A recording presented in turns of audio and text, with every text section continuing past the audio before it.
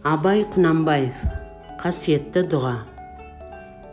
Өмірден тепкі жесем жазығым жоқ, еш нәрсеге көңілім болмаса тоқ. Қайта-қайта оқысам бір дұғаны, сөніп қалған жүректе жанады шоқ.